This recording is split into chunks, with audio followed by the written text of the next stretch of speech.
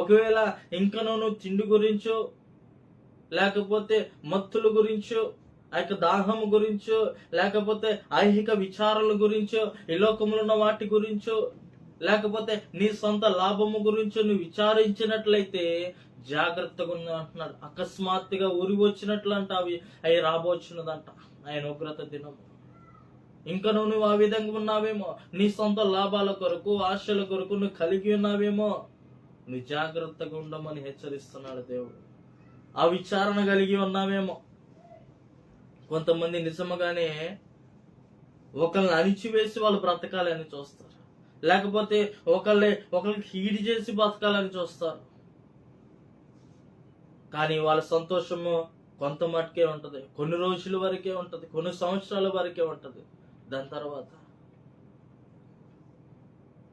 ఆ యొక్క శ్రమలు, శోధ